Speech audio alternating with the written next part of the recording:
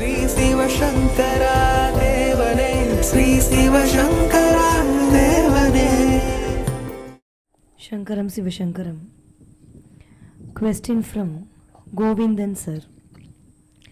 சித்ரா பௌர்ணமி தினத்தன்று மற்ற இடங்களில் உள்ள சித்தர்கள் நம்பிமலைக்கு வந்து பூதநாராயண சித்தர் என்ற சித்தர் தலைமையில் ஒன்று கூடி உலக மாற்றங்கள் குறித்து விவாதித்து முடிவெடுப்பார்கள் என்று கோரக்கர் தனது மலைவாகடம் என்ற நூலில் தெரிவித்திருப்பதாக ஒரு ஆன்மீக கட்டுரை கூறுகிறது.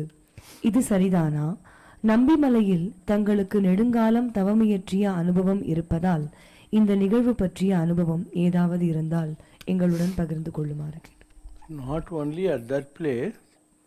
இப்போ சபரிமலை இருக்குது.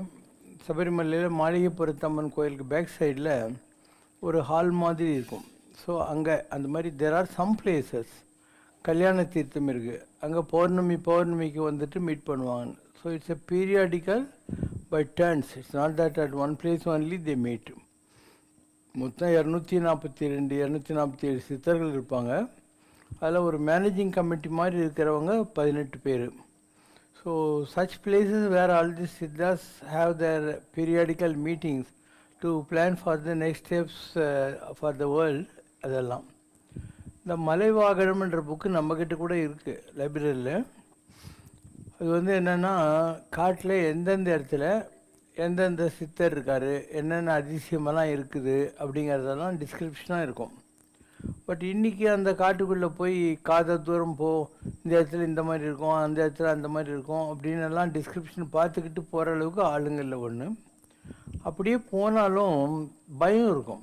இப்போது நம்பிமலைக்கு போயிட்டு நீங்கள் பார்த்தீங்கன்னா, நான் போன காலத்தில் நம்ம தின மேலே படுத்துன்னு இருப்போம். அங்கே 2 பாம்பு இருக்குது, ரொம்ப பெரிய பாம்பு. ஸோ அப்படியே அந்த தின மேலே வந்து ஜன்னல் வழியாக உள்ளே போய் பெருமாளை சுற்றிட்டு வெளியே போகும். அந்த மாதிரி இருக்குன்னா நம்பிக்கை வருதா? It's possible. It was there already. So அவங்கள ரிசீவ் பண்ணி நம்ம பிளெஸ்ஸிங் வாங்கிக்கிற அளவுக்கு நமக்கு இன்றைக்கி தகுதியும் பக்குவமும் இல்லை. இதெல்லாம் glory of the past. Present day people are even afraid of house resorts. எல்லாத்த பார்த்தாவும் இவங்களுக்கு பயம். அதுவும் அந்த குட்டி பாம்பாக இருந்தால் கூட எல்லாம் இப்படி நின்றுக்கிறானுங்க. அது அவ்வளோன்னு இருக்குது, இப்படி நெளிஞ்ச உடனே உனக்கு ஒரு பயம் வந்ததால். ஸோ நீங்கள் அந்த மாதிரி பெருமாள் கோயில், சாமி கோயிலெல்லாம் கும்பிட்டிங்கன்னாவே பெரிய விஷயம். எதுக்காக அவ்வளோ கஷ்டப்பட்டு மலைவாகடத்தில் இருக்கிறதுக்கெல்லாம் போகிறீங்க? சித்ரா பௌர்ணமி தினத்தன்று கிரிவல தலங்களில் இருக்கும் சித்தர்களின் ஜீவ சமாதிகளில் ஆத்ம சக்தி நிறைந்திருக்கின்ற காரணத்தால் அன்றைய தினம் சித்தர்களின் ஜீவ சமாதியை வணங்குவது மகிமை வாய்ந்தது என்று கூறப்படுகிறது. மற்ற பௌர்ணமி நாட்களை விட சித்ரா பௌர்ணமி தினத்தன்று மட்டும் சித்தர்களின் ஜீவ சமாதிகளில் அவர்களுடைய ஆத்ம சக்தி அதிகம் இருப்பதற்கான காரணம் என்ன? உங்கள் வீட்டில் ஐயருங்க பூஜைலாம் பண்ணுற போது ஒரு மந்திரம் சொல்லுவாங்க, சித்ரா நட்சத்திரம் பவதி அப்படின்வாங்க. ஸோ ஒவ்வொரு நட்சத்திரத்துக்கும் ஒவ்வொரு மகிமை இருக்குது. ஆருத்ரா அப்படின்னா சிவனுக்கு சம்மந்தப்பட்டது. திருவாதிரைன்னு சொல்கிறீங்க இல்லையா, திருவோணம், இதெல்லாம் வந்து கடவுளுக்கு அதாவது இணைப்பில் இருக்கக்கூடிய சில நட்சத்திரங்கள். அப்போது அந்த சித்திரை மாதங்கிறது நம்முடைய நம்பிக்கைப்படி தமிழ் மாதத்தினுடைய பிகினிங். ஒரு 6 மாதம் தேவர்களெல்லாம் தூக்கத்தில் இருப்பாங்க, 6 மாதம் வந்து முழிக்கிறாங்கன்ற மாதிரிலாம் இருக்குது. அதனால தான் திருப்பாவை, திருவாம்பா எல்லாம் தூங்கின்னு இருக்கிற தேவர்கள் எல்லாம் தூயிலலான்றது. அது தூங்கின்னு இருக்கிற அயற்பாடி பெண்களை எழுப்புறதுக்காக இல்லை, தேவர்கள் 6 மாதம் உங்களுக்கு வந்துச்சு டைமு, நீங்கள் எழுங்க அப்படின்னு சொல்கிறதுக்காக வந்தது. ஸோ சித்திரை மாதத்துக்குள்ள விசேஷம் அதுதான். Question from கல்யாண கிருஷ்ணன் ரவிசங்கர். வள்ளிமலை ஸ்ரீ சச்சிதானந்த சுவாமிகள் வேல்மாறல் முருகப்பெருமானின் அருள் பெற்ற ஒரு பாடலாகும். வேல்மாறல் துன்பங்களை நீக்கி நல்ல பலன்களை தரக்கூடியது என நம்பப்படுகிறது. முருகனின் வேல்மாறல் தோத்திரம் பற்றி தயவு செய்து விளக்கவும். வேல்மாறல் போடுங்க. திருத்தணியில் உரித்தருளும் ஒருத்தன் மலை விருத்ததென துளத்தில் ஊரை கருத்தன்மையில் நடத்து குகன் வேலே. பருத்த முலை சிறுத்த இடை வெளுத்த நகை கருத்த குழல் சிவத்த இதழ் மரச்சிறுமி விழி நிகராகும். திருத்தணியில் உதித்தருளும் ஒருத்தன் மலை விருத்ததெனதுலத்தில் உரை கருத்தன்மையில் நடத்து குகன் வேலே. சொலற்கரிய திருப்புகழை உரைத்தவரை அடுத்த பகை அறுத்திரிய உருக்கி எழும் மரத்தை நிலை காணும். தருக்கினமன் முறுக்கவரின் எருக்குமதி தரித்த முடி படைத்த விரல் படைத்த இறை கடற்கு நிகராகும். திருத்தணியில் உதித்தருளும் ஒருத்தன் மலை விருத்தனை நதுளத்தின் உரை கருத்தன்மையில் நடத்து குகன் வேலே. பனைக்கு முகைப்பட கரட மதத்தவள கஜ கடவுள் பதத்து இடும் நில களத்து மூளை தெரிக்க வரமாகும். சினத்த உணரெதி தரண களத்தில் வெகு குறைத்தலைகள் சிரித்த இரு கடித்து விழி விழி தளர மோதும். இந்த வள்ளிமலை சச்சிதானந்த சுவாமிகள் இருந்தார் இல்லையா, அவர் வள்ளிமலையில் இருந்தார். வள்ளிமலையில் ஒரு சின்ன இடம் இருக்குது, அங்கே போய் நின்னாக்கா திருத்தணி கோயில் தெரியும். திருத்தணி கோயிலில் மணி அடிப்பாங்க இல்லையா, அந்த காலசந்தி பூஜைகளுக்கெல்லாம் அந்த மணி சத்தத்தை கூட கேட்க முடியும். ஸோ ஒவ்வொரு காலகட்டத்திலையும் இப்போது ஒரு பெரிய மகான் இருந்தார், அவர் திருத்தணிக்கு வர்றாரு. வரபோது முருகப்பெருமான் அவருக்கு வந்து கையில் 8 அணா கொடுக்குறாரு. இதை வச்சு ஆசீர்வாதம் பண்ணி நீ பாடுன்றார். அவர் மிகப்பெரிய சங்கீத வித்வானாகி தஞ்சாவூர் திருவாரூர் பக்கத்துலலாம் இருந்தார், முருகனுடைய அருள் வாங்கினவர். அந்த மாதிரி வள்ளிமலை சச்சிதானந்த சுவாமிகள் வள்ளிமலைக்கும் திருத்தணிக்கும் கிட்ட தான், அந்த இடத்துல அவங்க போயிட்டு வந்துருந்தாங்க. அதே மாதிரி இந்த குருஜி சுந்தரராமன் ஒருத்தர், அவர் திருத்தணி. அப்புறம் திருப்புகழ் சுவாமிகள்னு ஒருத்தர் இருந்தார், அவர் இங்கிலீஷ் நியூ இயருக்கெல்லாம் படி பூஜைன்னு பேர். திருத்தணி மலையில் ஒவ்வொரு படியிலையும் பாட்டு பாடி தேங்காய் உடச்சிக்கிட்டு கற்பூரம் கொளுத்திக்கிட்டு மலை மேலே போகிற அளவுக்கு அவங்களுக்கு இதெல்லாம் இருந்தது.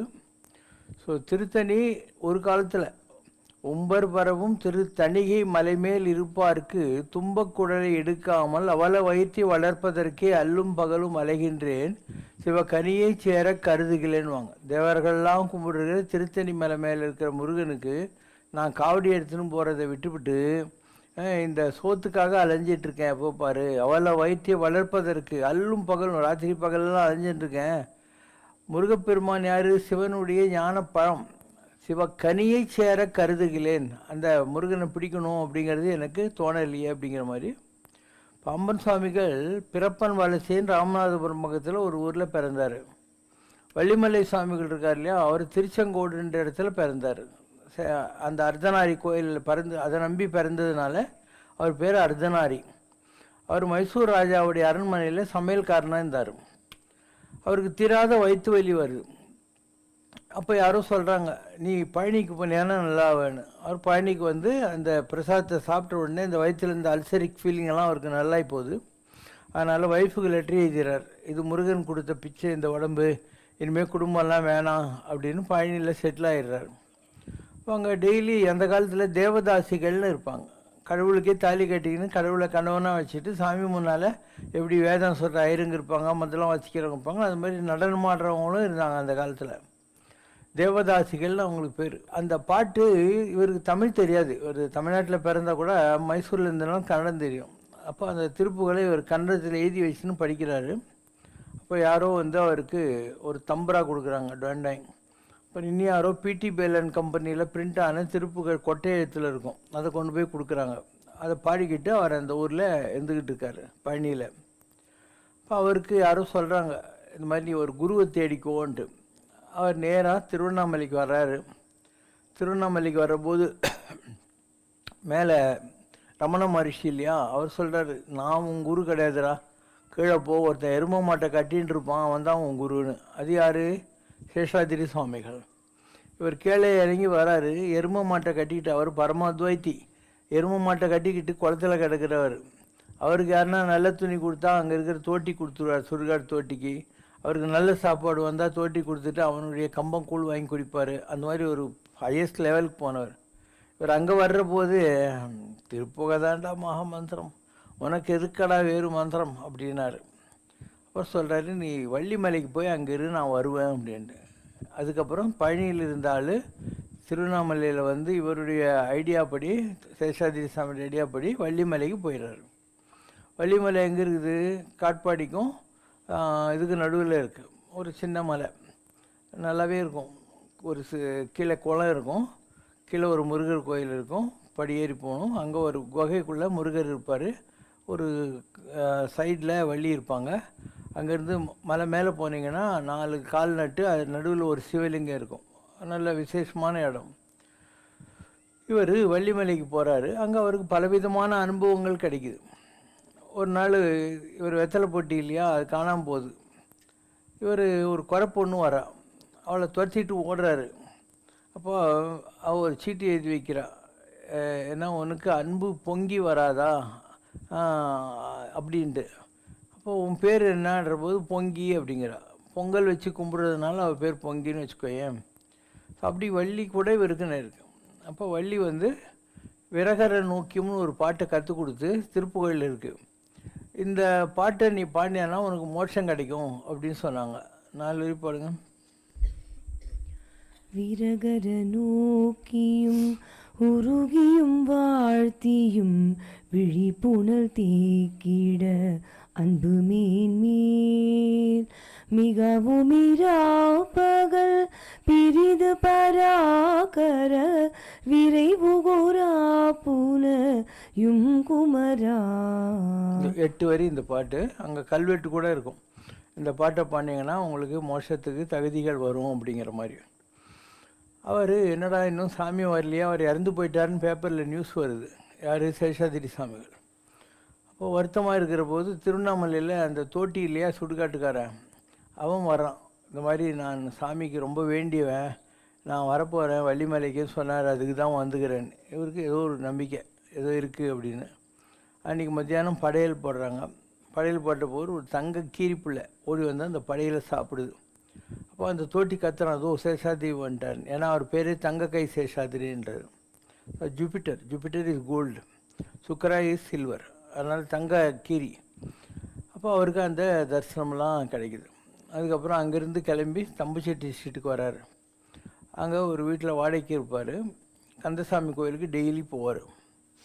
ஒவ்வொரு கிருத்திகைக்கும் அவர் சமையல்காரனாக இருந்தார் இல்லையா, அதனால் காவடி எடுத்து எல்லாருக்கிட்டையும் அரிசி பருப்பெல்லாம் வாங்கி சமைச்சு போட்டு சமாராதனைன்னுவாங்க. எல்லாருக்கும் இலை போட்டு உட்கார வச்சு சாப்பாடு போடுறது. அவங்க சாப்பிட்டு முடிச்சோடனே அந்த எச்சலையில் அங்கப்பிரஷ்னம் பண்ணுறது. அந்த மாதிரி பண்ணிக்கிட்டு இருக்கார். இவர் ஒரு நாள் கந்தசாமி கோயிலுக்கு போகிறபோது அங்கே வெளியில் ஒரு சாமியார் இருக்கிறார்.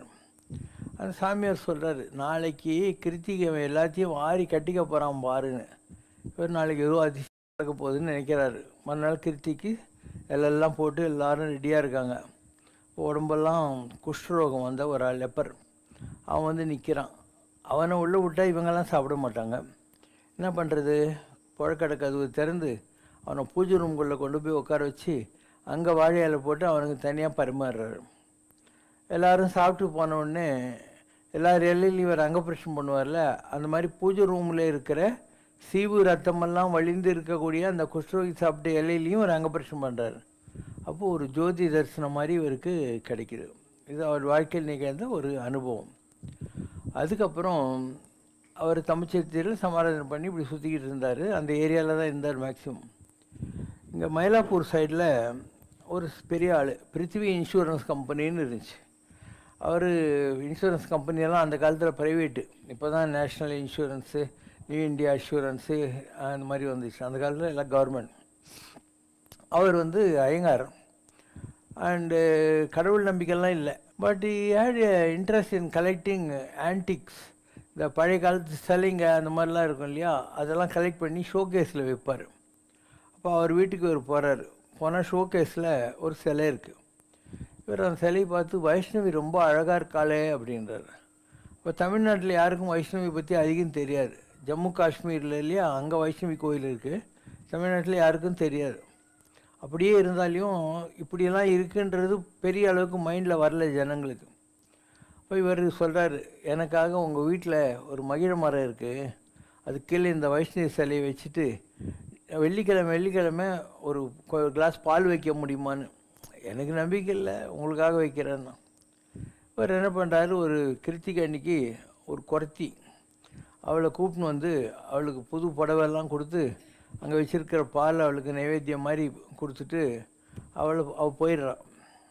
இதான கொஞ்ச நாளில் இந்த பிருத்திவி இன்சூரன்ஸ் கம்பெனி இன்சூர் பண்ணியிருக்கிற ஒரு கப்பல் வந்து முழுகிடுது. அதனால் திவாலாகி போகுது அந்த கம்பெனி.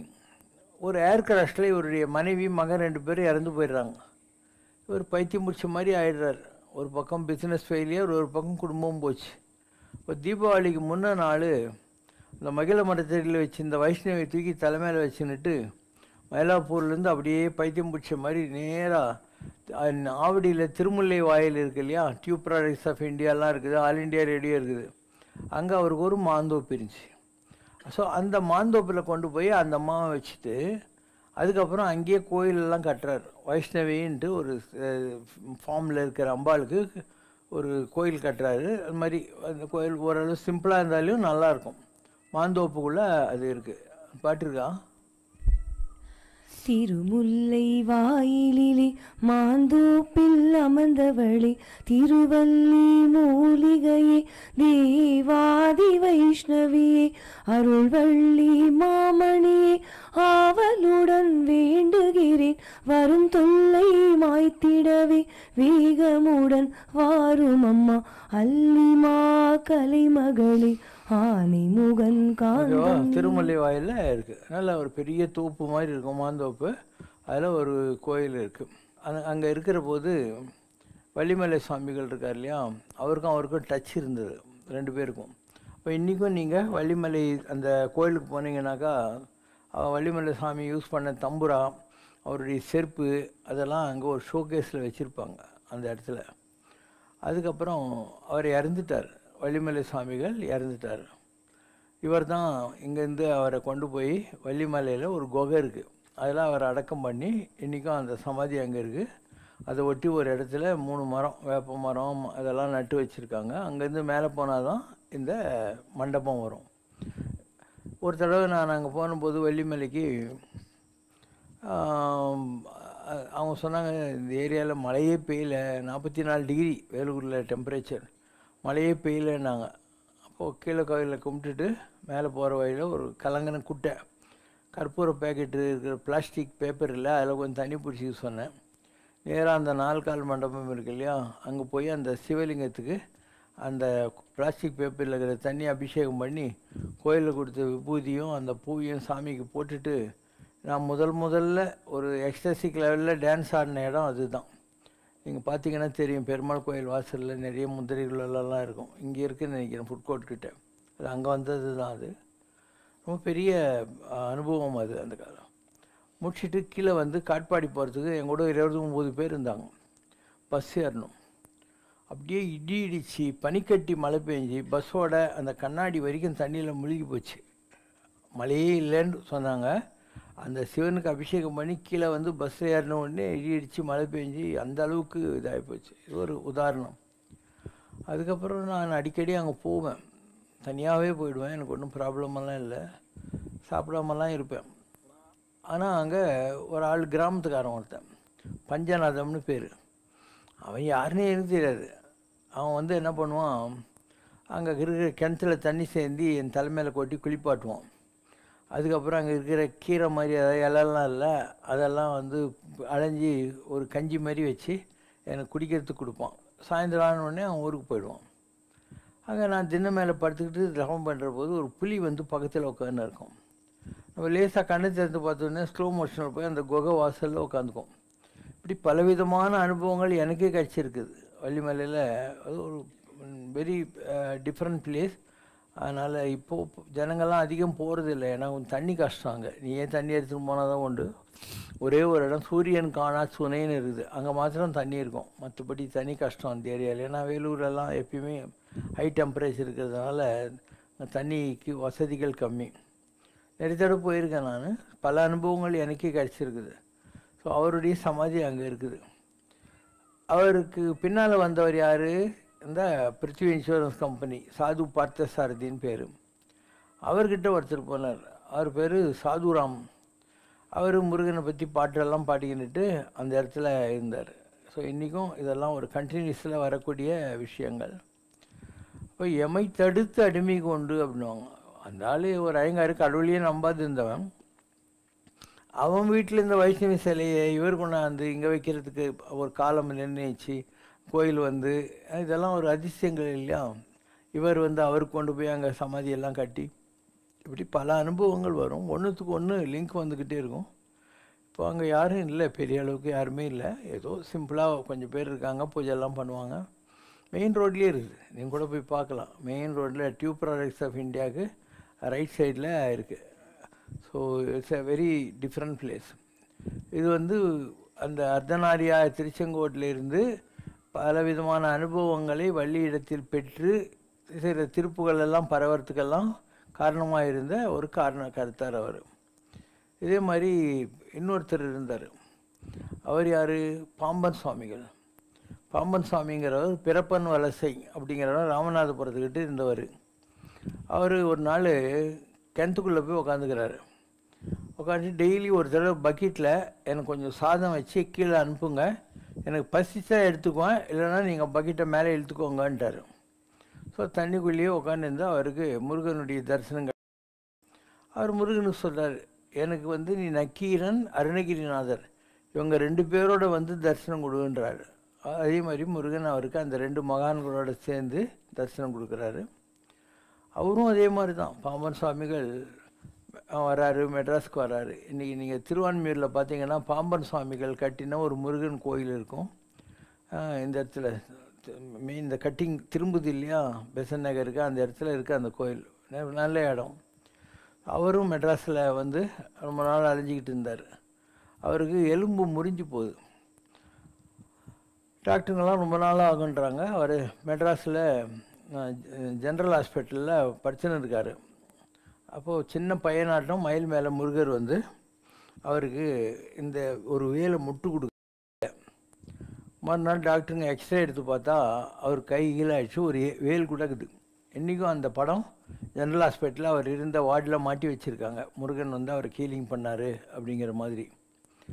அவர் தான் இந்த கோயிலெல்லாம் கட்டினவர். அவரும் பெரிய நிலையை அடைஞ்சவர் முருகனுடைய.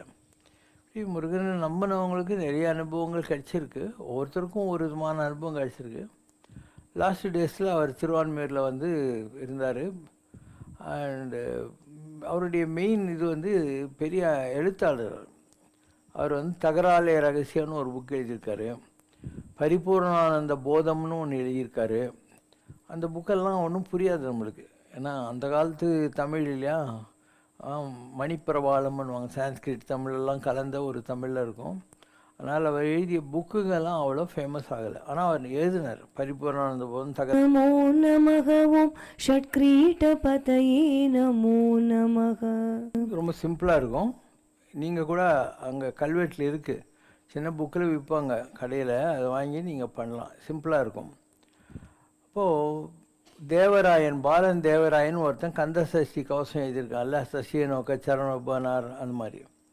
அதே மாதிரி சேலம் ஸ்கந்தாசிரமத்தில் இருந்த சாந்தானந்த சுவாமிகள் அவர் ஒரு கவச்சம் எழுதியிருக்காரு முருகனை பற்றி. அதே மாதிரி பாம்பன் சுவாமிகள் எழுதியிருக்காரு, சண்முக கவச்சம்னு பேர் அதுக்கு, 4 வரி. அண்டமாயவனியாகி அரியுணா பொருளதாகி தொண்டர்கள் குருவுமாகி துகளறு தெய்வமாகி எண்டிசை போற்ற நின்ற இன்னருளீசனான தின்திரள் சரவணத்தான் தினமுமின் சிரசை காக்க. ஃப்ரம் டாப் டு பாட்டம் ஒவ்வொரு பார்ட் ஆஃப் த பாடி சொல்லி, இதை முருகர் காப்பாற்றட்டும், கையை காப்பாற்றட்டும், காலை காப்பாற்றட்டும், இந்த மாதிரி ஒரு சேம் கந்தசஷ்டி கவசம் இருக்கு இல்லையா, அதே சிஸ்டம் தான். அதுவும் அவர் பாடினது தான். அதுக்கப்புறம் முருகனுக்கு அபிஷேகம் பண்ணுற போது 5 பொருள்கள் பஞ்சாமிர்தம்னு சொல்லுவாங்க. அதில் ஒவ்வொரு பொருள் அபிஷேகம் பண்ணுற போதும் என்ன பாட்டு பாடணுன்றது அவரே எழுதி வச்சிருக்கார். அது ரொம்ப ஃபேமஸ். அதுக்கு பேர் பஞ்சாமிர்த வர்ணம். பால் இலங்கு நன்கலை விரிஞ்சனோடு அனந்த நுஞ்சத மகன் சதா வியன் கொடம்பியர்களும் பொனாடு உறைந்த புங்கவர்களும் கெடா தயிர் கடித்துணருன்றிய முகிர்குழலும் குளிர்கலை பிறையென்றிடு நுதற்றில கந்திகள் காசுமையால் இளமாமகனே. நெய் வஞ்சஞ்சூதொன்றும் பேர் துன்பஞ்சங்கட மண்டும் பேர் மங்கும் பேய் நம்பும் பேர் துஞ்சும் புன்சொல் வழங்கும் பேர். சர்க்கரை மாதமும் தினம் வாரமும் திதியோகமும் பல நாள்களும் படர் மாதிரந்திதி கோள்களும் கடல் பேணும் அன்பர்கள் பானலந்தரவ சலமது செய்யுமரு குணா. தின் சூலதரனாராட ஓதி மகளாட நனி தொழுபூத கணமாட ஹரியாடாயனோடு தூய கலை மாதாட மானளிரியாட உயர் சுரரோடு சுரலோக பதியாட வெளியேறு சூகை முகனாராட. இது மாதிரி சிம்பிளாக தான் இருக்கும். அவரே டியூன் போட்டார், அவரே பாட்டார். உங்களுக்கு பாட வரலன்னா கேசட் இருக்குது, உங்கள் சிலையில் கூட இருக்கும். நீங்கள் ஏதாவது ஒரு நாளைக்கு வீட்டில் பூஜை பண்ணுற போது, இல்லை முருகனுக்கு ஏதாவது கோயிலில் பூஜை அபிஷேகம் பார்க்குற போது இதை யூஸ் பண்ணுறோம். ரொம்ப சிம்பிளான பாடல்கள் தான். ஸோ அவர் எழுதின புக்ஸு எல்லாம் வந்து ரொம்ப டஃப்பாக இருக்கும். இதெல்லாம் யூஸ் பண்ண முடியும். சண்முக கவச்சம் யூஸ் ஆகும். இந்த என்ன பதைய நம்ம சொன்னேன் இல்லையா, அது யூஸ் ஆகும். பஞ்சாமிர்த வர்ணம் யூஸ் ஆகும். அவருடைய சமாதி இங்கே தான் திருவான்மையூரில் இருக்குது. நல்ல இடம். சாப்பாடெல்லாம் கூட போடுறாங்க. கிருத்திக்கு போடுறாங்களோ இல்லைன்னு தெரியல. அங்கே நல்லாவே இருக்கும் அந்த இடம். இது ஒரு உதாரணம். ஸோ ஒன்று வந்து வள்ளிமலை சேஷான சாமிகள், அவரது வள்ளிமலையில் இருக்குது அவருடைய சமாதி. பாமன் சுவாமி அவரது இங்கே இருக்குது. அதே மாதிரி பாலாலய சித்தர்னு ஒருத்தர் இருந்தார். அவர் பாண்டிச்சேரி கடற்கரையில் 12 வயசு பையனாக உக்காந்துக்கிட்டு இருக்கார். பெரிய தவத்தில் இருந்தார்.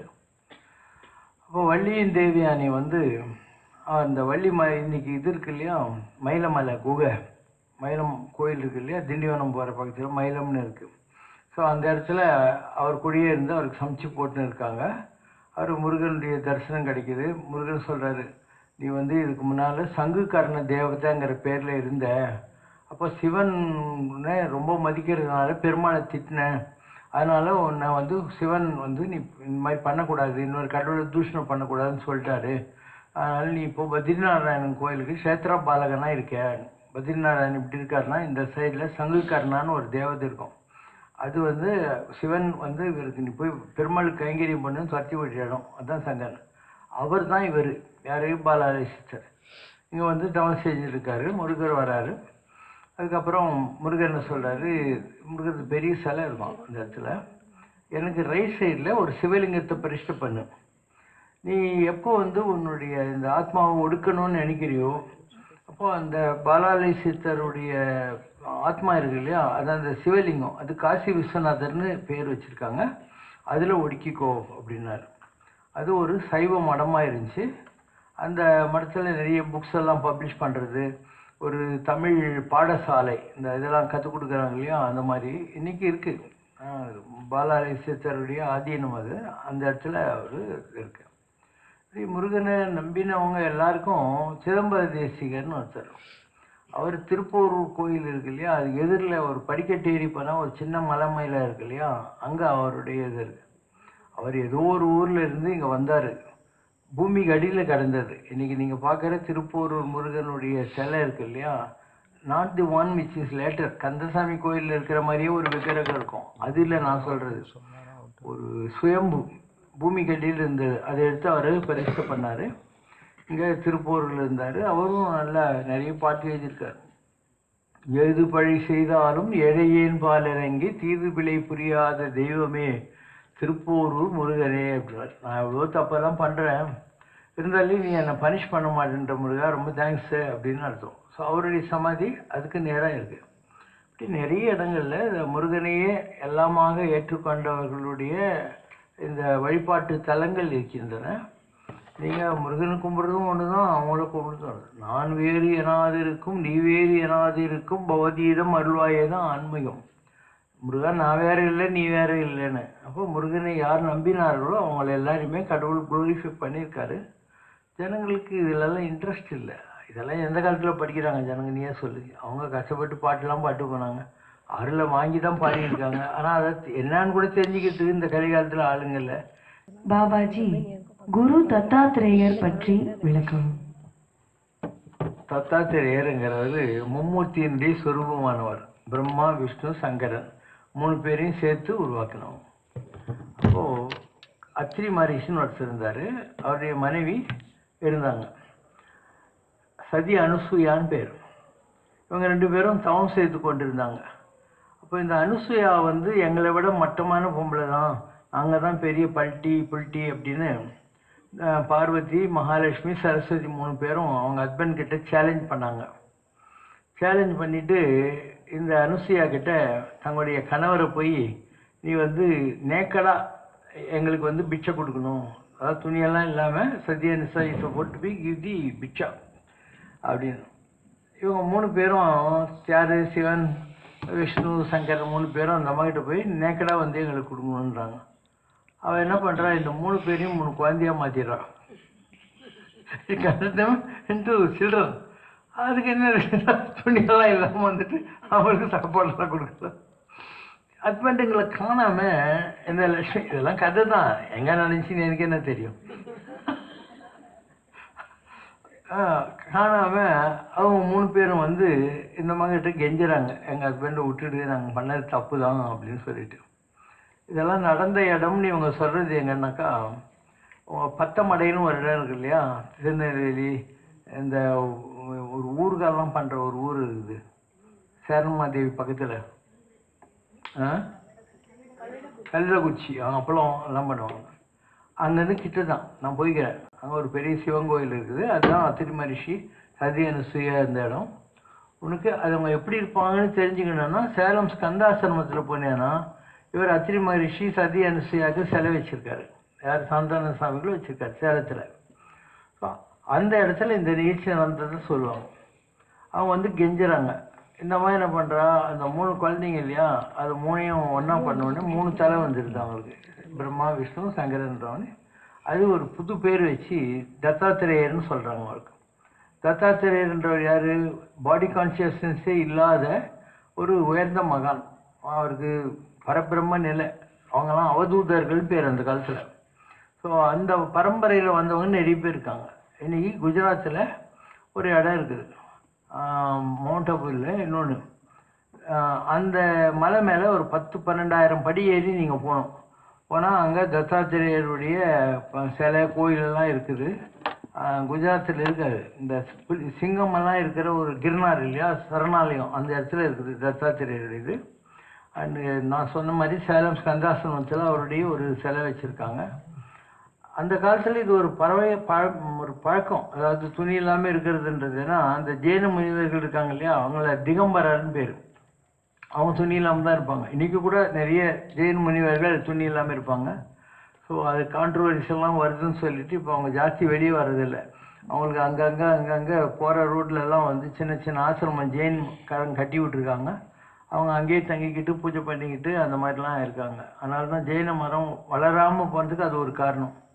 ஏன்னா வெரி ஸ்ட்ரிக்ட் இது. காலையில் இன்றைக்கி நான் வந்து வெண்டைக்காய் தான் சாப்பிடுவேன், இன்றைக்கி முருங்கைக்காய் தான் சாப்பிடுவேன்னு கிளம்புவாங்க.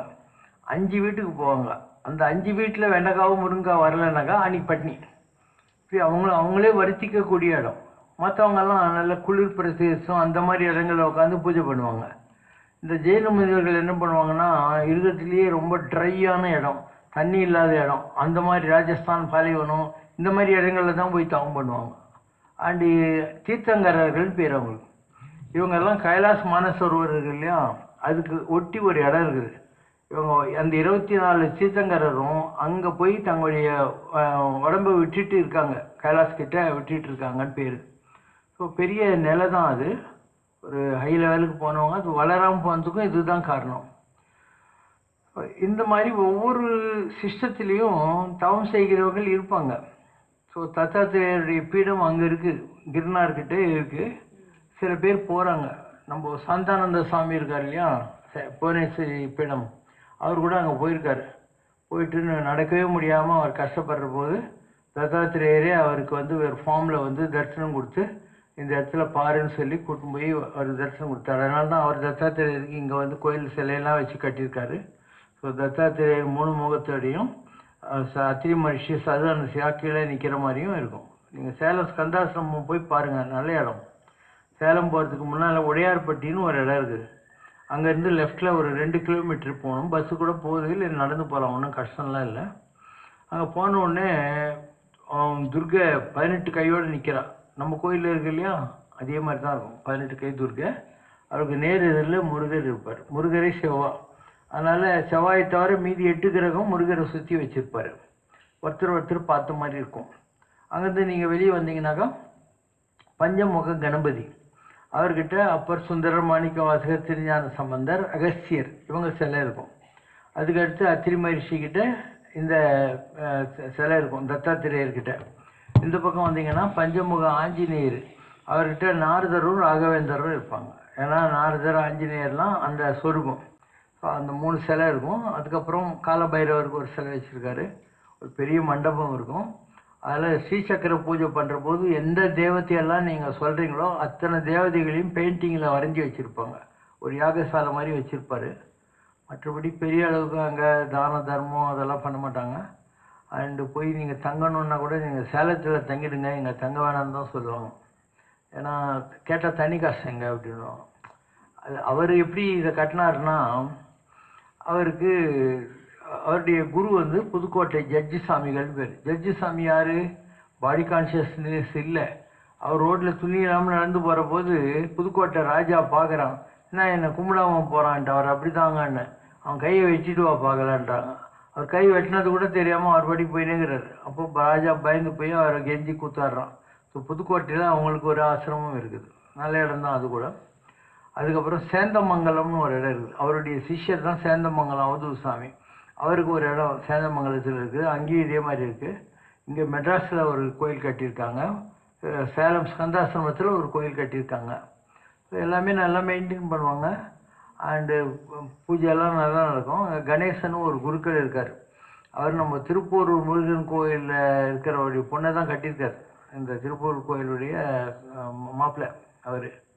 ஸோ நான் அந்த காலத்தில் வந்து யாகம் வளர்க்க ஆரம்பித்தேன். யாகம் வளர்த்து 48 நாள் கண்டினியூஸாக பண்ணப்புறம் எனக்கு காயத்ரியுடைய தரிசனம் கிடச்சிது. நம்ம காலை கூட தொட்டு கும்பிட்டேன். நான் ரொம்ப நெருப்பு மாதிரி இருந்தது. அப்போ அந்த அம்மா சொன்னான், நான் யஜ்ய தேவதை, சூரிய பத்தினி, காயத்ரி என் பெயர், உனக்கு என்ன வரம் வேண்டும் கேள் அப்படின்னா. இதான் உண்மையாக இருந்தது. நான் சொன்னேன் ஒன்றும் வேணான்னு. இப்போ 1984 இப்படி தாங்கிறேன் நான்.